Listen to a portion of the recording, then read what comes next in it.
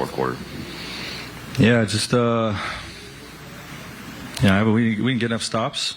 I think the number one thing is our defense on Joker. Give him credit. He played a hell of a game, hell of a second half. We had some opportunities to get him in foul trouble, and the refs didn't blow the whistle. Allowed him to play more freely, and we didn't have enough answers for him down the stretch. With the math becoming now increasingly difficult, Frank, do you still have the same approach? Don't worry about the math. Worry about the next game. Learn lessons from this game, take him to the next, and hopefully get a win against Phoenix. Okay. Right, as much as you guys were overcoming the very real challenge of playing without LeBron James, the guys who were in there were things like turning the ball over under your own basket, fouling at the end of the half, missing layups. Do you feel like there was some level of correctable mistakes that led to the loss?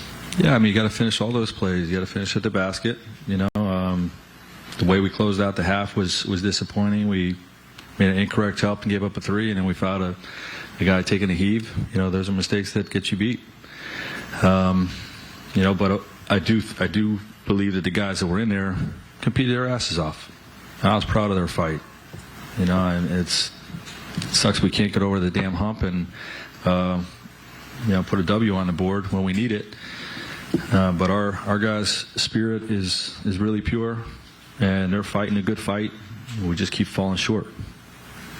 Frank, what did you see specifically from AD in that sense? It looked like he was warming up in the tunnel between shifts, and also was there any thought to putting him on Joker more as the game hit kind of?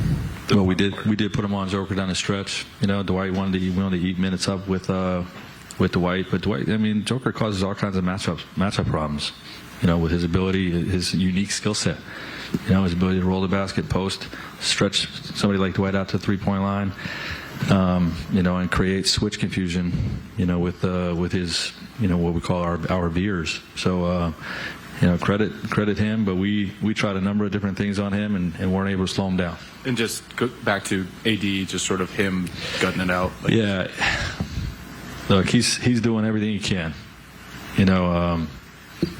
The longer he stays out there, the more sore the foot is, and you see him wincing and you see him struggling, and we're trying to use him as much as we can without overdoing it, and understanding that some of those finishes, Dave was talking about at the rim, he's not quite 100%, but he's giving us everything he can. He's playing with a lot of heart. I'm proud of him. We're just keep falling short. Frank, I think before the game, Bill asked you kind of about fourth quarters, and you mentioned continuity as a factor. I'm curious, how much of it do you think is just straight fatigue? The fatigue of having tight margins for error for 48 minutes, for every mistake seeming like it gets kind of exploited, just kind of thrown. Yeah, it's tough to put a finger on it. It's a little bit of everything. Maybe it's a little bit of fatigue. Guys not having their AD doesn't quite have his legs under him yet. Continuity, playing teams that are probably better than us in a lot of situations, and we have a lot to overcome.